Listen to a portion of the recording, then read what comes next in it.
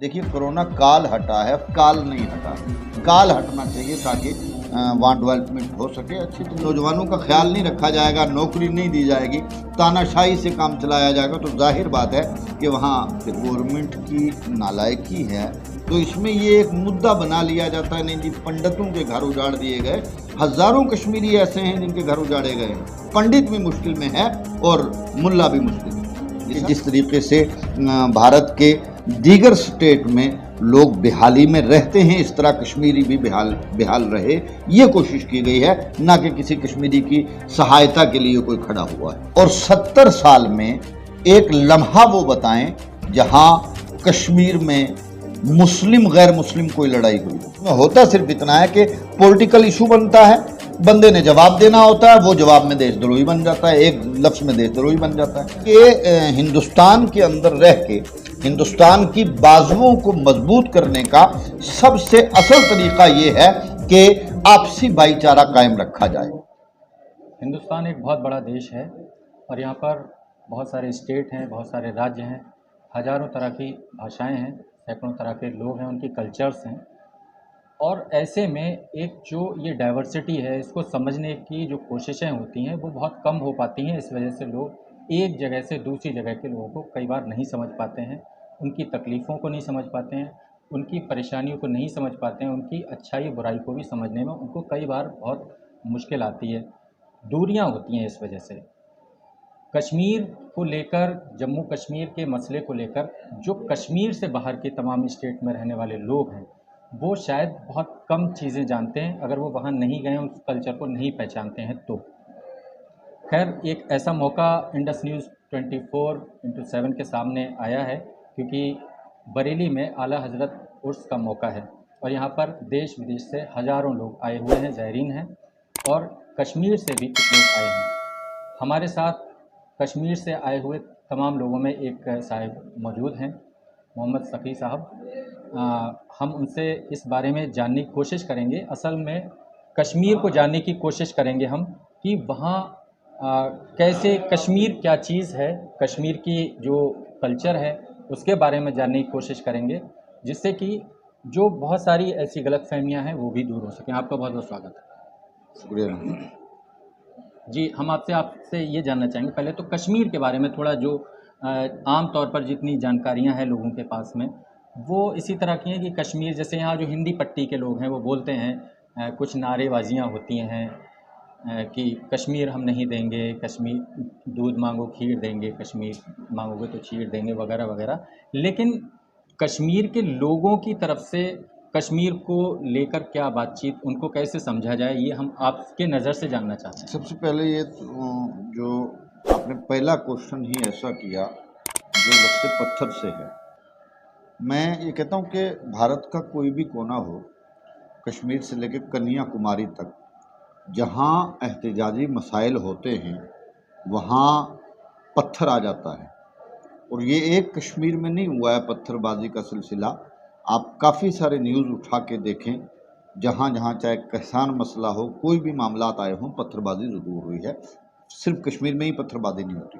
दूसरे, जहाँ तक पूरे भारत की बात है, कश्मीर एक ऐसा स्टेट है जहाँ अखलाकी कदरें सबसे ज़्यादा पाई जाती हैं, जहाँ सिर्फ मोहब्बत का ही दर्स देने वाली पब्लिक मौजूद रहती है। कुछ ऐसे लोग हर जगह पाए जाते हैं, वो हमारे ही मुल्क में हो या अदर मुल्क में, जो अफरा तफरी की बात करते हैं या उनका सख्त मिजाज हो, दहशत जैसा मिजाज हो, तो ये सारी दुनिया के अंदर होते हैं।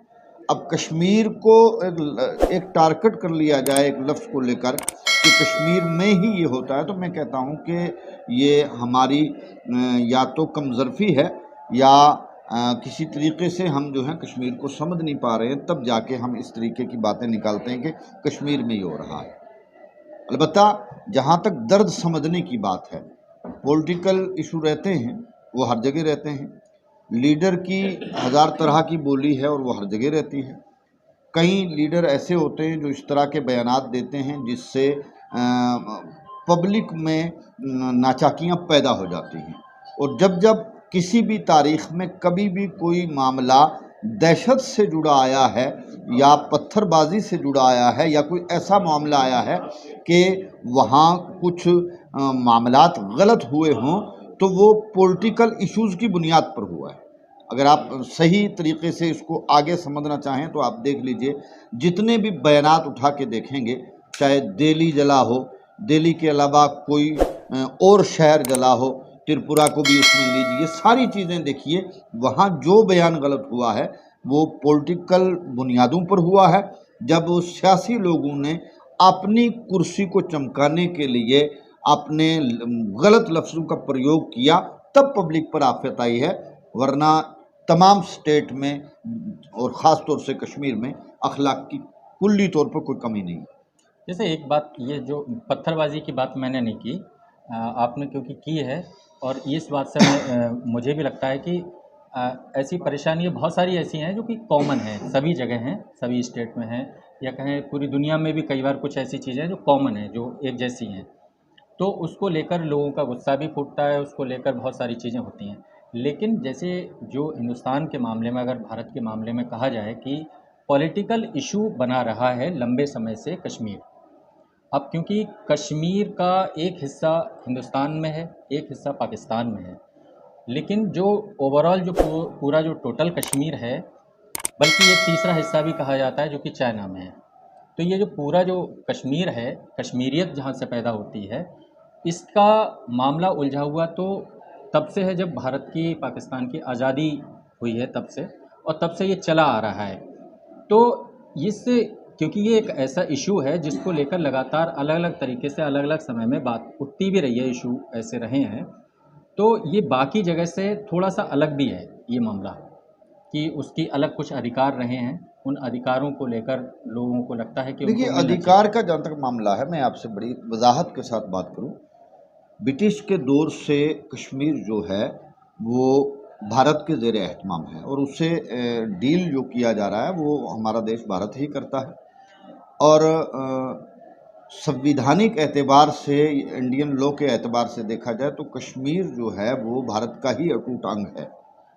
लेकिन यहाँ जो क्वेश्चन आपने किया है, मैं उसके आंसर में सिर्फ इतना कहना चाहता हूँ, तमाम स्टेट भारत के ले लीजिए, चाहे उत्तर प्रदेश हो, गुजरात हो, आपका तमिलनाडु हो, कोई भी आप स्टेट देख लीजिए, आप कहीं ऐसा नहीं पाएंगे कि पूरे भारत के अंदर हर फर्द जो है वो अपने ज़मीन जायदाद रखता हो और मकान का मालिक हो। झुग्गियों में, फुटपाथ पर लोग रह के गुजारा करते हैं, लेकिन जम्मू कश्मीर एक ऐसा स्टेट जहां हर आदमी अपना घर रखता है। ये पॉलिटिकल इश्यूज चले और कुछ हालात ऐसे बनाए कि वहाँ भी झुग्गियाँ हों, वहाँ भी फुटपाथ पर लोग रहें, वहाँ भी बेहाली का शिकार हो, तो ये सब सियासी तबके ने किया है और उसको जिस तरीके से डील करना चाह रहे हैं, हालांकि वो ख्वाब जल्द शर्मिंदा ताबीर हो, मैं नहीं कह सकता, लेकिन कोशिश की है कुछ लोगों ने कि जिस तरीके से भारत के दीगर स्टेट में लोग बेहाली में रहते हैं, इस तरह कश्मीरी भी बेहाल रहे, ये कोशिश की गई है, ना कि किसी कश्मीरी की सहायता के लिए कोई खड़ा हुआ है। कश्मीरी कब खुशहाल रहे हैं आपके हिसाब से? देखिए, मैं सुनिए, देखिए, ये आप सवाल करेंगे, मुझको पता है आपने इसी तरह का सवाल करना है। 70 साल हो गए हमारे देश को आज़ाद हुए। कश्मीर तो उससे पहले से है। सुनिए, 70 साल हो गए हमारे देश को आज़ाद हुए। 70 सालों में मुझको मीडिया, पॉलिटिकल लोग जो बड़े पदों पर बैठते हैं, अच्छी कुर्सियों को जनाब वाला यूज़ करके गलत मामलात में डाल देते हैं बंदे को, या कोई ऐसा बयान दे के कि जिससे भड़काऊ भाषण हो जाए, इस तरह की हरकत करते हैं। आप उन्हीं लोगों से कहिए कि तारीख उठाएं और 70 साल में एक लम्हा वो बताएं जहां कश्मीर में मुस्लिम गैर मुस्लिम कोई लड़ाई हुई हो, आपसी नाचारगी हो, ना इत्तिफाकी हुई हो। भाई, दहशतगर्दी का जहाँ तक मसला है तो वो पूरे देशों से जुड़ी हुई है। अब भारत के अंदर नक्सलवाद दहशतगर्द नहीं है तो क्या है? अब जनाब वाला जो दहशतगर्दी कर रहा है उसको बसा औकात आप गैंगस्टर कह के भी कर देते हैं, हालांकि वो भी हत्या ही करता है। अब गैंगस्टर ने क्या करना है? उसने भी तो गोली मारनी है। दहशतगर्द क्या करता है? वो भी गोली मारता है। तो आप सभी मामलात को लेके बड़ी सीधी बोली बोले ना, आप एक को कहेंगे ये गैंगस्टर है, दूसरे को कहेंगे जनाब अली वो फलां है, तीसरों को कहेंगे आप ये कर रहा है। तो ये दहशतगर्दी के मामला चलते रहते हैं। और मैंने इस इशू पर पहली बार मैं बात नहीं कर रहा हूँ, बल्कि बड़े चैनलों से मेरी बात हुई भी है और मैं करता रहता हूँ। मैं कहता हूँ कि अगर दहशतगर्दी है ऑलरेडी, दहशतगर्दी होती है तभी जनाब वाला आप न्यूज़ सुनते हैं फला मारा गया, फलां जगह बम स्फोट हुआ, फलां जगह हमला हुआ, ये है। लेकिन है क्यों? उसको, उस निज़ाम को डील कौन कर रहा है, वो निज़ाम चला कौन रहा है, वो जड़ देखिए ना। वहाँ से आप सहायता करने के लिए आप खड़े हैं। आप पब्लिक पर अटैक करेंगे, पब्लिक को सताएंगे, पब्लिक को टॉर्चर करेंगे, पब्लिक के साथ नावे वाला गलत बिहेवियर से पेश आएंगे, तो फिर जाहिर है कि एक ना एक दिन गुस्सा फूटता है। तो मरता क्या नहीं करता, उसे सामने करना होता है ओपन। यही बात हम जानना चाहें, जो आपने कहा कि जड़ क्या है ये देखना चाहिए उसको, हाँ। कि जड़ में क्या है। तो कश्मीर के लोग उस चीज़ में वो क्या चाहते हैं जिसकी वजह से ये सब हो रहा है। हाँ, मुझे पता है आप वहीं लाएंगे मुझको। और मैं देखिए, कश्मीर का लोग कुछ नहीं चाहता है। कश्मीर का लोग बिल्कुल बहाल है, बहुत अच्छा है, बहुत अच्छे अंदाज में रह रहा है। कश्मीर का लोग हमेशा भारत के ज़ेरे एहतमाम रहा है। और मुझे लग रहा है, जहाँ तक मेरा आंकड़ा, मैं नहीं समझता, मेरा आंकड़ा जहाँ तक है, मैं ये समझता हूँ कि 80% नहीं बल्कि 90% लोग जो है वो भारत देश को ही जिंदाबाद के नारे से याद करता है। बल्कि भी 5% ऐसे लोग मिलेंगे जो जिनके ख्यालात अलग होंगे। देखिए जी, भारत ये हर एक का देश है।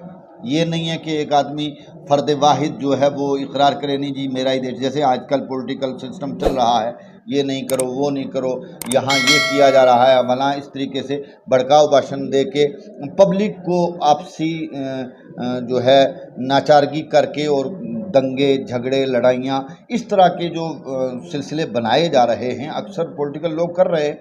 तो उस मेरे ख्याल से अगर इंडियन लॉ को देखा जाए तो इंडियन लॉ में किसी तरीके का ऐसा कोई शब्द आपको नहीं मिलेगा कि एक आदमी कलमा पढ़ रहा है तो उसे रोका जाए, एक आदमी ग्रंथ पढ़ रहा है उसे रोका जाए, एक आदमी कोई और पाठ कर रहा है उसे रोका जाए। ये जमहूरियत है, यहाँ हर एक को अधिकार है अपनी बात को सही एतबार से रखने का।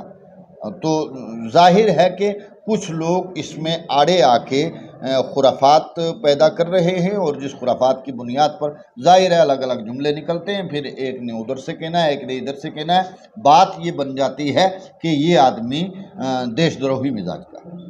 हालांकि होता कुछ नहीं है, उसमें होता सिर्फ इतना है कि पॉलिटिकल इशू बनता है, बंदे ने जवाब देना होता है, वो जवाब में देशद्रोही बन जाता है, एक लफ्ज़ में देशद्रोही बन जाता है। अपना ख्याल नहीं रहता है। आप देखिए ना, रिकॉर्ड उठा के देखिए, दिल्ली जलवा दिया लोगों ने, वो जेल के बाहर है, जेल के अंदर नहीं है, उनकी जमानतें हो रही हैं। कुछ ने गर्दनें कलम करा दी, वो जेल के बाहर है, उन्हें उठा तक नहीं सकी है गवर्नमेंट। अब जो लोग ऑलरेडी मजहबी प्रचार कर रहे हैं और वो चाहते हैं कि हम अपनी मजहब की बात करें, और उनका हक है, मुसलमान होने वाले का हक है कि वो मुस्लिम मजहब की बात करे, नॉन मुस्लिम अपने मजहब की बात करे, ये अधिकार रखते हैं। उस अधिकार को छीनने के लिए उन पर पब्लिक सेफ्टी एक्ट लगा के उन्हें जेल के अंदर डाल दिया जाता है, और ये बता दिया जाता है जी ये भड़काऊ भाषण दे गया, हालांकि होता कुछ नहीं है। ये एक मुद्दा बनाया जाता है। तो इस छेड़खानी को अगर पॉलिटिकल लोग सही तरीके से अगर बहरे नहीं हैं, वो इसको देखें और इस तरह की खुराफात से वो भी बचें और देश को बचाने का काम करें। मेरा कहने का मकसद ये है कि हिंदुस्तान के अंदर रह के हिंदुस्तान की बाजुओं को मजबूत करने का सबसे असल तरीका ये है कि आपसी भाईचारा कायम रखा जाए।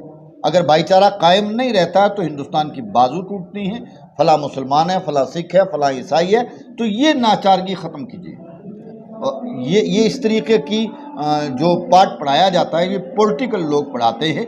मजहबी कोई भी स्कॉलर जो है वो कभी भड़काऊ भाषण देने के मूड में नहीं रहता है, ना उसे ये लगता है कि वो भड़काऊ भाषण देगा, उसको मजहब बयान करना होता है। अच्छा, ये बताइए कि धारा 370 हटने के बाद से ये भाईचारा कितना मजबूत हुआ है। देखिए जी, इस इशू पर एक तो लॉन्ग मसला है। दफ़ा 370 का जहाँ तक मसला है वो सभी पढ़े लिखे लोग जानते हैं। इवन के मौजूदा सरकार जो बहुमत में है वो भी जानती है कि दफ़ा क्यों टूटा, इसे टूटना चाहिए था या नहीं, ये सरकार खुद जानती है। मेरे ख्याल से ये क्वेश्चन किसी मिनिस्टर से किया जाए तो मुझसे बेटर वो जवाब देगा कि ये मामला संवैधानिक था या नहीं, वो उनसे जवाब मांगा हम जाए। संवैधानिक नहीं हाँ पूछ रहे हैं, हम पूछ रहे हैं भाईचारा कितना हाँ, मजबूत हुआ इसके देखिए बाद। देखिए, भाईचारे का जहाँ तक मामला है वो कश्मीर में हमेशा रहा, उसमें कोई कमी नहीं आई है। हालांकि चाहने वालों ने ये चाहा था कि यहाँ भाईचारे में कमी आ जाए, वहाँ कोई भाईचारे में कमी नहीं है। अल्हम्दुलिल्लाह सारा सिलसिला बिल्कुल ओके है, अच्छी तरीके से वहाँ रहते हैं। किसी मुस्लिम गैर मुस्लिम इशू को लेकर ना वहाँ कोई दंगा होता है, नहीं ये कश्मीर में कभी हुआ है। हाँ, पॉलिटिकल वाले लोग आने वाले वक्त में क्या करा सकते हैं ये उन्हें सोचना चाहिए। शकील साहब, हम यहाँ जिस बेल्ट में रहते हैं, उत्तर प्रदेश की जो हिंदी बेल्ट का है, यहाँ पर बहुत सारे लोगों से हम जब हमारी बात होती है तो ऐसे तमाम लोग हमको ऐसे मिलते हैं जो ये बताते हैं कि धारा 370 हटने से बहुत अच्छा हुआ। हालांकि उनका सीधे कोई ताल्लुक उनका नहीं होता है, लेकिन उनको लगता है कि कुछ अच्छा हुआ है। तो क्या ऐसे ही अच्छा वहाँ कश्मीर के लोगों को भी लगता है कि ये अच्छा हुआ है? देखिए, अपना अपना जहन है, अपनी अपनी बात है। कुछ कहते हैं अच्छा हुआ, कुछ कहते हैं नहीं अच्छा हुआ है। और मैं कहता हूँ कि धारा 370 के मामले में सरकार ज़्यादा बेहतर जानती है। सरकार तो यही कह रही है कि अच्छा हुआ है। तो जब से हटा है धारा 370 तब से तो लॉकडाउन ही था, क्योंकि कोरोना ने छापा मार लिया था। तो उसके बाद क्या होना है क्या नहीं होना है, कितना विकास का काम होगा, कितना काम किया जाएगा, तो ये तो काम के बाद ही पता चलेगा कि धारा 370 हटने से कितना फ़ायदा हुआ। तो कोरोना काल हट गया है तो नहीं, अब कैसी कोरोना, पोजीशन है? देखिए कोरोना काल हटा है, काल नहीं हटा। कोरोना काल हट गया है, काल हटना चाहिए ताकि वहाँ डेवलपमेंट हो सके अच्छी तरीके से। काल कैसा? अब आप इसे समझ लीजिए खुद ही। मैंने तो एक पॉलिटिकल लोगों का एक जुमला आप तक रिलीज कर दिया है। अभी काल बाकी है, कोरोना काल हटा है। अभी भी मैंने आपको पहले जुमलों में कह दिया था कि कश्मीर में कोई बेघर नहीं है, सब घर वाले हैं, सबके पास अपनी जगह मौजूद है, अपना छत मौजूद है। लेकिन यहाँ के लोगों को तो हाँ। लग रहा है कि वो वहाँ प्लॉट लेंगे। नहीं, दिया देखिए किसी ने नहीं मोस्ट दिया। वेलकम जी। प्लॉट के लिए कौन से बिक रहे हैं वहाँ हम प्लॉट इतने नहीं? दिलदार होते हैं कश्मीरी के, हम फ्री में प्लॉट दे देते हैं। अच्छा। हाँ ना, नो प्रॉब्लम, इसकी क्या प्रॉब्लम। हमारा दिल बहुत बड़ा है कश्मीरी में, हमने कभी इसके लिए इनकार नहीं किया कि आपको प्लॉट ना दें। आप आइए, मैं आपको कहता हूँ आप तशरीफ लाइए, आपको प्लॉट देते हैं। अच्छा कितना जैसे है? साहब, जैसे जो ये बताया जाता है, जो आंकड़े भी हैं, सरकारी आंकड़े हैं, कि कश्मीर की जो साक्षरता दर है, लिटरेसी रेट है, वो बहुत अच्छा है, कई तमाम स्टेट से बहुत अच्छा है इंडिया के। तो ऐसे में जो इतने पढ़ी लिखी जो आबादी वहाँ पर लगातार ग्रो करती है, तो क्या उन पढ़ाई लिखाई के हिसाब से वहाँ क्या रोजगार की क्या पोजीशन है अभी, क्या देखिए अच्छी है? देखिए, ये बहुत अच्छी बात आपने पूछी। मैं आपको बताऊं कि केरला के बाद अगर तालीमी मेयार को देखा जाए तो मेरे ख्याल से कश्मीर सर्वे में सबसे ऊंचा जाएगा। और नौकरियों के एतबार से देखा जाए तो कश्मीर में नौकरियां हैं, लेकिन अभी भी लाखों की तादाद में ऐसा नौजवान है जो बिल्कुल बेरोज़गार बैठा है। उसकी क्वालिफ़िकेशन इतनी मोतबर है, इतनी मुसल्लम है कि वो बैठ के आराम से एजुकेशन का काम कर सकता है, अच्छे अच्छे ऑफिसर पैदा कर सकता है, लेकिन नौकरी न मिलने के कारण वो अलग अपने परेशान हाल हैं। तो लाखों की तादाद में नौजवान, ये जो पत्थरबाजियाँ होती हैं, परेशान हालियाँ होती हैं, अगर गवर्नमेंट गौर कर ले तो मेरे ख्याल से गवर्नमेंट का कुछ जाता नहीं है। नौजवानों को देख ले, उनको रोज़गार दे, तो वो अपने रोज़गार में उलझ के अपना काम करते चले जाएंगे। ये दंगे फसाद, ये पत्थरबाजी, ये सब खत्म हो जाएगी। तो जब नौजवानों का ख्याल नहीं रखा जाएगा, नौकरी नहीं दी जाएगी, तानाशाही से काम चलाया जाएगा, तो जाहिर बात है कि वहाँ फिर मरता क्या नहीं करता होना ही है। नहीं, जैसे बाद में दो इसको हिस्सों में बांट दिया गया कश्मीर को, तो उससे कोई फ़र्क कुछ इस तरह का आया है कि वहाँ कुछ नौकरियाँ नई जनरेट हो गई हों, कुछ फैक्ट्रियाँ खुल गई हों, कुछ ऐसे इंस्टीट्यूट खुले हाँ, हों? ये भी आप बात करते हैं। देखिए, ये फैक्ट्रियाँ खोलता कौन है? अब फैक्ट्री एक आम आदमी जो दिन के 500 रुपये कमा के अपने घर में शाम को खाना मुहैया करता है, तो वो फैक्ट्री थोड़ी चलाएगा। तो फैक्ट्री चलाने वाला वो तो देश का कोई लाला ही होगा, जिसके पास लाखों रुपए या तो रिश्वत के होंगे। अगर रिश्वत के नहीं होंगे तो किसी के मार के जनाब वाला, किसी का हक खा के उसको जनाब वाला मुहैया किया होगा। वो लोग फैक्ट्रियाँ चलाएंगे और शुगर को रिलीज़ करेंगे, और तो कुछ कर नहीं सकते। ये सारी चीज़ें। अच्छा, जैसे सेब की जो खेती है, जी। उसको पिछले कुछ समय ये बात सामने आई, हालांकि वो कोरोना की वजह से भी ऐसा हुआ लेकिन लगातार ऐसा रहा है कि सेब की जो खेती वहाँ है उसको बहुत ज़्यादा नुकसान हुआ है। नहीं होता है। तो देखिए ये इसमें कोई सुधार, किसी तरह की कोई नई मंडी या कोई ऐसी पॉलिसी वहाँ बनी हो जिससे कि देखिए वहाँ के फार्मर्स को कुछ फ़ायदा हो? ये गवर्नमेंट की नालायकी है कि सेब के जो बागात हैं, इतनी बड़ी सुविधाएं हैं, पूरी दुनिया में जाना चाहिए, वो गवर्नमेंट सही सुविधा दे नहीं पाती है। जो उनके कॉन्ट्रैक्टर्स हैं, जो ठेकेदार हैं, उनको अगर सही रास्ते मिल जाएं तो सेब का इतना बड़ा कारोबार है अल्हम्दुलिल्लाह कश्मीर में कि उससे पूरा कश्मीर चल सकता है। अच्छा, अच्छा, ये जो कश्मीर को लेके एक बात मैं आपको बताऊँ, थोड़ी पुरानी बात है वैसे। यहीं बरेली के एक बार कश्मीर में इलेक्शन हुआ तो पूरे देश भर से तमाम लोगों को ड्यूटी पर भेजा गया वहाँ। तो यहाँ बरेली के ही एक मास्टर साहब हैं, वो उर्दू टीचर हैं, वहाँ पहुँचे। तो उन्होंने जो बाद में मुझे बताया, वो ये बताया कि असल में हम जब वहाँ गए, हमको उर्दू टीचर होने के नाते वहाँ भेजा गया, लेकिन वहाँ लोग उर्दू तो जानते नहीं हैं। उनकी अपनी लोकल लैंग्वेज जो भी है वो ज़्यादा होती है। तो वहाँ पर बल्कि ये भी हुआ कि वोटिंग परसेंटेज जो है बहुत डाउन रहा और लोग वोट डालने नहीं आए, लेकिन लोग आए और स्याही लगवा के चले गए। अभी तो खैर वहाँ पर इलेक्शन वगैरह की पोजीशन देखिए है नहीं। 87 कॉन्स्टिट्यूंसी है कश्मीर की। हम्म, जाहिर है कि हर जगह की अपनी बोली है। कश्मीरी जो वैली का कल्चर है वो कश्मीरी ज़्यादा है, हालांकि उर्दू वहाँ भी समझा जाता है, और जो जम्मू प्रोविज़न है इसमें उर्दू को बहुत ज़्यादा पढ़ा जाता है। इवन के वहाँ आपको राशन कार्ड, वहाँ के तहसील के जितने ज़मीन के कागजात हैं या दीगर चीज़ वो तमाम उर्दू में है। और कश्मीर में तो सबसे ज़्यादा उर्दू को फ़रोग है, और इसीलिए जनाब वाला हम ये कहते हैं कि एक ज़बान चल रही है, उसके अलावा दूसरी ज़बान चलाना चाह रहे हैं तो उसे बढ़ावा दें। इल्म जितना बढ़ता चला जाएगा, दूसरे पर इल्म बढ़ने से असर ये होगा कि वो तहज़ीब याफ्ता हो जाएगा, ना कि वो बदतहज़ीब होगा।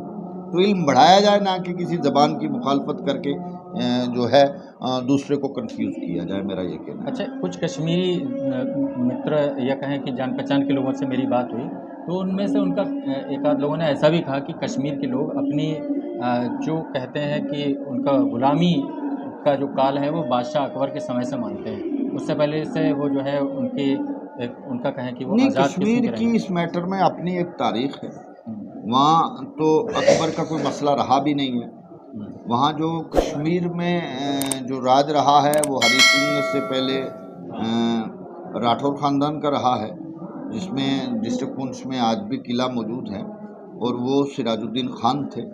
जोधपुर के बेसिकल ये लोग थे, उन्होंने राज किया है उस तरीके से। तो ऐसा कोई मैटर नहीं है कि वो किसी के ज़ेर एहतमाम अलग से रहा। अच्छा, दो बातें हम आपसे और करना चाहेंगे, सिर्फ दो। वो ये, एक तो ये कि अक्सर कश्मीर के बाहर, बल्कि अभी पिछले दिनों तो कुछ खासी एक फ़िल्म आई थी उसकी वजह से भी, तो जो कश्मीरी पंडित हैं उनके पलायन का मुद्दे को लेकर एक लगातार बातचीत होती है और लोग इस इशू पे बात करते हैं। इसमें कितनी हकीकत है? देखिए पंडितों का जहाँ तक मुद्दा है, कुल्ली तौर पर वेरी सारी आप भी मीडिया से हैं, मीडिया हक कभी दिखाने के मूड में नहीं रहता। कश्मीर में जिस कदर जुल्म हुआ है 70 सालों में, उसमें मुस्लिम हो कि पंडित हो, कोई भी हो, वो बराबर पिसा है। ये तारीख उठाकर, आंकड़े उठाकर देखिए कि अगर 4 पंडित मरे हैं तो 14 मुस्लिम मरा है। दहशतगर्द ना किसी पंडित का मुंह देखता है, ना मुस्लिम का मुंह देखता है, उसे जिसे मारना है सो मारना है। तो इसमें ये एक मुद्दा बना लिया जाता है, नहीं जी पंडितों के घर उजाड़ दिए गए। हजारों कश्मीरी ऐसे हैं जिनके घर उजाड़े गए हैं, उनका पुरसाने हाल कौन है, उनको कौन देख रहा है। एक ही मुद्दे को लेकर क्यों एक मुद्दा रट लिया जाता है और दूसरे का दर्द नहीं देखा जाता है। हमारा कहने का मकसद ये है कि डबल स्टैंडर्ड ना हो, एक रुख से देखा जाए, इंसाफ के तराजू में बात हो, और फिर देखा जाए कि मुश्किलात का सामना कौन कर रहा है, तो पता चलेगा पंडित भी मुश्किल में है और मुल्ला भी मुश्किल में है। ये सारी चीज़ें आपको पता चल जाएगी। अच्छा, एक बात मुझे जाननी थी, मुझे कोई मिला नहीं, आप मिले हैं कश्मीर से। कश्मीरी पंडितों का पलायन हुआ वहाँ से, लेकिन जो डोम है उनका क्यों नहीं हुआ? देखिए मेरी बात, ये एक बात, ये मुद्दा जो आप जिस मुद्दे पर आप मुझसे बात कर रहे हैं, अब आपके पास गुंजाइश नहीं है 5 स्टार होटल में रहने की, तो जाहिर है कि आप एक हल्का होटल पसंद करें। आपके पास सुविधा है 5 स्टार में रहने की, तो आपको क्या पड़ी है, आप जनाबे वाला एक कुल्ले के अंदर एक ऐसे जो टेंट नुमा हो उसमें रहेंगे। आप 5 स्टार में क्यों नहीं रहेंगे? पंडित और वहाँ से घर बदलने और ना बदलने का सिलसिला ये है कि वो लोग जो वहाँ के बाशिंदगान थे, उनके पास जम्मू प्रोविज़न के लिए गुंजाइश ही नहीं थी। गुंजाइश होती तो वो भी पलट के आ जाते। जिनको गुंजाइश थी, उनके पास पैसा था, वो नौकरियां करते थे, उन्होंने ज़मीनें ली, अपने घर बना लिए। मसला सिर्फ इतना सारा है। अब बताइए, दिया जाता है इनके घर हटा दिए गए। भाई जब घर जब खाली होता है तो तब घर बारिश से भी गल जाता है, सड़ जाता है। तो इन मुद्दों को बारीकी से लिया जाए। नहीं, मैं ये पूछ रहा हूँ कि उसी में ही जैसे अगर कहें कि जिसको हिंदू धर्म के लोग कहें, तो ब्राह्मण जो हैं, कश्मीरी जो पंडित हैं, वो तो चले, मान लो कुछ लोग गए, जितने भी लोग गए, लेकिन जो डोम जाति के लोग हैं वो क्यों नहीं गए वहाँ से? वो तो वहीं पर रुके रहे। देखिए, इस मैटर पर मेरे ख्याल से मेरी नॉलेज के मुताबिक जो है वो जिस नाम को दहशत कहा जाता है, वो किसी का सगा नहीं है, और किसी मूड में वो इंसान को देखता है, जिसे उससे मारना है सो मारेगा वो, और जिसे उजाड़ना है उजाड़ देगा। इसमें सारे मामलात के बराबर हैं। बस इतना ही मेरा जवाब है कि जिसके पास सुविधा थी उसने जम्मू सिटी में मकान बना लिया, और जिसके पास ये ताकत नहीं थी वो उसने कोशिश की वो यहाँ रहे, तो वो खामोश होकर वहाँ रहा। अब ये सारा सिलसिला है। इसमें उजाड़ने के मसाइल तो बहुत कम आते हैं। जितनों के घर उजड़े हैं उनके घर जाके देखिए, उनके बराबर में दूसरे बिरादरी के अगर उनके 50 उजड़े हैं तो 150 उजड़े दिखाई देंगे आज। अब कोई जाके देखे तभी तो बात चलेगी। यहाँ तो टीवी पर मुद्दा उठा दिया जाता है एक भड़काऊ किस्म के तरीके से कि ये हो रहा है। तो मेरे ख्याल से इस तरह के गलत बातों में पढ़ के कौम में नाचाकियाँ फैला के हिंदुस्तान को कमज़ोर करने के अलावा कोई दूसरा काम नहीं है। इससे हिंदुस्तान जो है वो कमज़ोर होता है, हिंदुस्तान की बाजू मजबूत नहीं होती है। तो ये सारे पॉलिटिकल इश्यूज़ है जिन पर आप मुझसे बात कर रहे हैं। हालांकि मैं एक मजहबी आदमी हूँ, मुझे मज़हब के सवाल करते तो ज़्यादा अच्छा लगता, लेकिन आपने कर लिए तो मैंने बामरे मजबूरी वो जवाब दिए। मेरे ख्याल से जहाँ तक मेरी बात पहुँचेगी, और जो पॉलिटिकल तंजीमों से ताल्लुक़ रखने वाले बड़े नेता हैं, जिनके जिनके जेब भी बड़े होते हैं, कुर्सियाँ भी बड़ी होती हैं, उनको खुद सोचना चाहिए, और ख़ुद सोचेंगे कि मेरे जुमले क्या हैं, मैंने क्या कहा है। मेरे ख्याल से मैंने कहीं तक गलत नहीं कहा है। मैं बड़ी साफ़ और सुथरी बात कह रहा हूँ कि इन लोगों को जिनको कुर्सियाँ दी जाती हैं, ये आम पब्लिक देती है। उसके बाद पब्लिक को लाठियाँ खानी होती हैं, सिवाय इसके पब्लिक को कुछ मिलता नहीं है। और जो मिनिस्टर बनता है या चीफ मिनिस्टर बनता है, बड़े ओहदों पर जाता है, वो सिक्योरिटी लेके आराम करता है, गरीब आवाम फिर पिसती रहती है। तो आवाम का ख्याल करना चाहिए। अब आवाम में आदमी दो राय की बात करे, फ़लाँ मुस्लिम है फ़लाँ गैर मुस्लिम है, मजहबों में बांटे, लड़ाइयाँ झगड़ा, इस तरीके की खुराफात को जो है सामने लाकर ये लड़ाई की बात जन्म दे, तो अच्छा नहीं लगता। जी, बहुत बहुत शुक्रिया आपका इंडस न्यूज़ से बात करने के लिए। Thank you. तो हम दर्शकों से कहना चाहेंगे कि कश्मीर को जितना अभी समझने और समझाने की कोशिश की गई, इसको और करीब से जानने की ज़रूरत है, क्योंकि अगर कोई भी देश का कोई हिस्सा है, कोई तो वो केवल ज़मीन हिस्सा नहीं है, वहाँ के लोग भी हमारा हिस्सा हैं, और हमें एक दूसरे को जानने समझे बगैर हम एक दूसरे के बारे में गलतफहमियाँ पाल सकते हैं, मोहब्बत नहीं पाल सकते। बहुत बहुत शुक्रिया सभी का।